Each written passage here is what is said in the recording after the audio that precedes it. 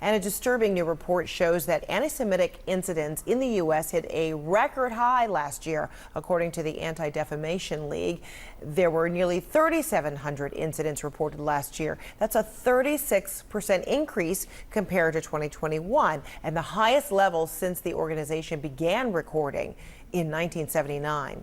CNN's Brian Todd reports. Last October, a former student at the University of Arizona kills a professor who he believed to be Jewish, according to authorities. February of this year, a man is charged with 2 hate crimes in Los Angeles after he allegedly shot 2 people at 2 separate synagogues. Incidents that were part of a horrific spike of acts of physical assault, vandalism, and harassment against Jews in the U.S. over the past year. That's according to a new report from the Anti-Defamation League, which says a record number of anti-Semitic incidents were reported last year, nearly 3,700. Tells us something sick about our broader society. This was the highest year the ADL has ever seen in almost 45 years of collecting this data. This month, Stanford University police launched a hate crime investigation after a drawing containing swastikas and an image resembling Adolf Hitler was found on a Jewish student's dorm room door. The ADL report says last year there was an increase of over 40% of anti-Semitic incidents at colleges and universities, and a jump of almost 50% at K-12 schools. Kids repeat on the playground what they hear from their parents, and we know parents will repeat what they hear from people like presidents or members of Congress. Or pop culture figures, people as famous as Ye, the rapper formerly known as Kanye West, who last year tweeted that he was, quote, going DEFCON 3 on Jewish people. A message picked up by others who showed signs of support for Ye on banners and on messages projected on the sides of buildings. When someone who has the size of a social media following that a popular culture or an artist like the artist formerly known as Kanye West has, I mean, there is broad reach there, and we've seen the reverberation effect play out time and time again. And experts who monitor these trends say there's a tie-in between anti-Semitism and other forms of extremism. When you look at conspiracies around COVID-19, around election fraud, when you really peel back that curtain, what you see is, under these layers, you have the core of these conspiracies is anti-Semitic, right? Alleging there is some shadowy cabal, that there is this deep state. And what keeps experts up at night is the idea that anyone can pick up on an anti-Semitic trope and act on it. All it takes is one individual with easy access to a firearm and a target. And that's really pointing to a likelihood that there will be increased threat of attacks like this going forward.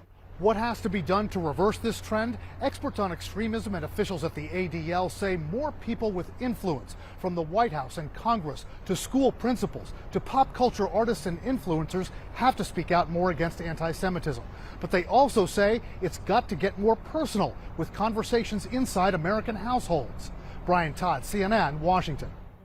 All right, joining me right now is the CEO and National Director of the Anti-Defamation League, Jonathan Greenblatt. Jonathan, good to see you. So, I mean, this upward trend is alarming, and you just said in Brian Todd's piece that, you know, this trend says something sick about broader society. What's the cure? Well, look, there is no single antidote to anti-Semitism, I would say. There's no sort of magic cure. It's going to take a whole of society strategy to fix this problem. But this is a deep-seated problem, and it didn't just start this year. 3 of the past 4 years have seen the highest number of incidents on record. We're breaking the record every year. Over the past decade, it's been a 500% increase. Imagine any other condition in society if it increased 500%. There'd be an all hands on deck effort. There would be business leaders, cultural figures, elected officials. Yet for some reason, anti-Semitism, while we continue to try to bang the drum, we simply don't see the widespread response that we want. And if you drill down on some of these statistics, the number of assaults are up 30%, but the number of assaults against Orthodox Jews increased 67% year over year. The vast majority of people being targeted and victimized with violence are Jewish people who appear Jewish. They wear a kippot, they might wear a black hat or a shtriddle. And that is incredibly depressing that in America 2023, you can be assaulted in broad daylight simply because of how you pray or or the way you dress. Yeah, in fact, I got more numbers on that. I mean, the report shows an increase across a range of incidents, including everything from offensive comments to physical assault, sometimes, as you said, in broad daylight. I mean, we get that it is a societal problem, but it's like in order to try and rectify stuff, besides talking about it, there has to be some kind of look into why is this? I mean, what's at the root of it? I mean, I know you mentioned, being passed down generation to generation, but I mean, don't we all just have our hands thrown up like, what in the world? Well, I think there are a few things we can pinpoint. So number one, I think you have people in positions of authority who commit the sin of commission and weaponize anti-Semitic tropes for their own political purposes. Saying there's a great replacement theory or a shadowy cabal or globalists lurking behind the scenes, or saying that the Jewish state is committing genocide or its supporters are manipulating Congress. All that are sins of commission. There are also sins of omission. So oftentimes anti-Semitism isn't included in DEI trainings. Oftentimes on college campuses, when people rant against Jewish conspiracies, college presidents just say, you know what, that's freedom of speech. Can't say anything about it, or that's somehow political. So I think we need people in positions of authority to speak out, number one. Number two, extremists feel emboldened right now. I mean, Marjorie Taylor Greene was at the Trump rally in Waco, of all places, yesterday.